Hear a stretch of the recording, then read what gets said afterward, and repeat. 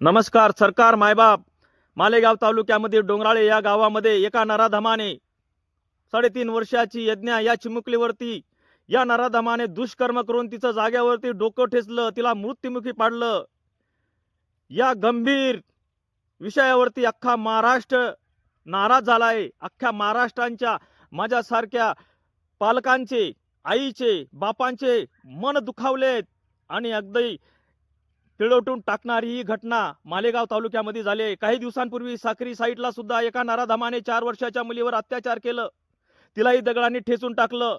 तर सरकार मायबाप तुम्ही या नराधमांना आपल्या ताब्यामध्ये घेतात. काही दिवस जेल होते, कारवाई होते, काही दिवसांनी सुटून जाते आणि ते बाहेर येऊन छाती ताणून फिरतात. बाहेर निघाल्यावर छाती ताणून फिरतात आणि त्याच्याकडे दुसरे बघणारे अजून काही नराधम आहे ते विचार करतात की काही होत नाही, जर कधी आपण अत्याचार केला तर काही दिवसांनी आपली सुटका होऊन जाते. अशा हिमतीने दुसरा नराधम अजून पैदा होतो आणि दुष्कर्म करत राहतो.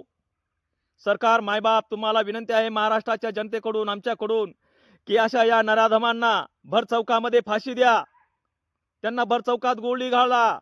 आम्हाला महाराष्ट्राच्या जनतेला तुमचा फुकट धान्य नकोय, तुमचे महिन्याला 1500 नकोय लाडके बहीण योजनाचे, तुमच्याकडून शेतकरी बांधवांना जे निधी येतात ते नकोय, गरीब जनतेला तुम्ही जे पैसे पुरवता, जे निधी देता ते नकोय. पण आम्हाला या महाराष्ट्रामध्ये कायदा सुव्यवस्था कडक पाहिजे, भारतामध्ये कायदा सुव्यवस्था कडक पाहिजे. आणि अशा या दुष्कर्म करणाऱ्या नराधमांना भारतामध्ये अनेक जागेवरती दुष्कर्म होत आहेत, स्त्रियांवरती छळ होतोय. या नराधमांना तुम्ही कायदा असा काढा भारतामध्ये की जाग्यावर गोळी घाला आणि भर चौकात त्यांना जाळून टाका.